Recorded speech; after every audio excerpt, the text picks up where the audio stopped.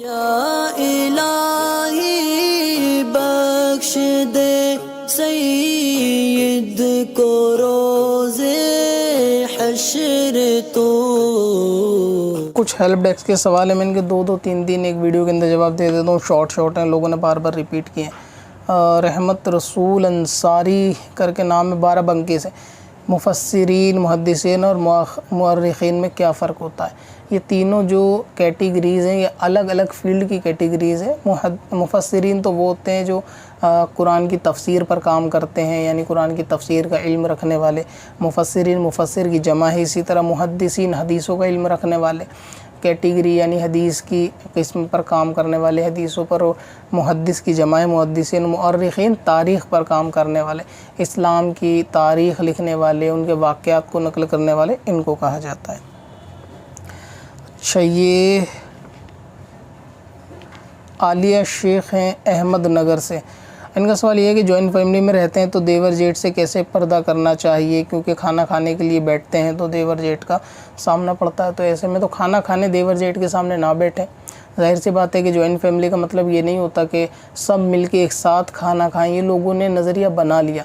जो शौहर और बीवी होते हैं, अगर पर्दे का मामला है, सास ससुर के साथ में देवर या जेठ भी हैं और बहू के खाना खाने में बेपर्दगी का अंदेशा है, तो फिर ऐसा करना चाहिए कि शौहर को और बीवी को अलग खाना खा लेना चाहिए, क्योंकि ये अब अलग में एक फ़ैमिली है। ठीक है, अब लोग इसको जो है ना बेअदबी या तसव्वुर करते हैं या बदल जाना तसव्वुर करते हैं। वो खैर लोगों का अपना ज़ाती ख़्याल है कि शादी हो गई, अगर कोई अपने कमरे में जाके अपने बीवी बच्चों के साथ खाना खाता है तो उसको ये समझना कि अब माँ बाप के साथ नहीं खाना खाता या बीवी आने पर बदल गया वगैरह वगैरह। तो ऐसे तो आप उनसे भी कह सकते हैं कि आप कौन सा अपने पापा के वहाँ जाके खाना खाते हो, आप भी तो यहीं खाना खाते हो अपने बीवी बच्चों में। तो खाने को ही ज़रूरी नहीं है कि वहाँ खाना खाया जाए। दूसरी बात, घर में काम करने में तो फिर घूंघट वगैरह में रहा जा सकता, कोई ऐसी बात नहीं है। मेन मसला खाने का ही आता है। तो फिर खाना शौहर के साथ अलग खाया जाए, यानी उनसे अलग, जहाँ देवर खाते हैं उनसे अलग खाया जाए। सास ससुर के साथ अगर खाने में दिक्कत पेश आती है, या फिर ऐसा कर सकते हैं कि ख़वातीन बाद में खाना चाहें तो वो लोग खा लें, बाद में ख़वातीन खा लें, तो ऐसा भी चल जाएगा। ये कोई लाजमी चीज़ नहीं है कि दस्तरखान बिछा हो तो सबको बैठकर उसी वक्त खाना ज़रूरी है। नहीं भूख है, नहीं दिल है तो मत खाओ, ज़रूरी थोड़ी ना है।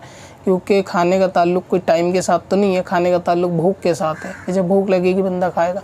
अब ये कि टाइम हो जाता है तो सब लोग बैठते हैं तो आप बाद में खा लें या फिर आप अलग खा सकते हैं।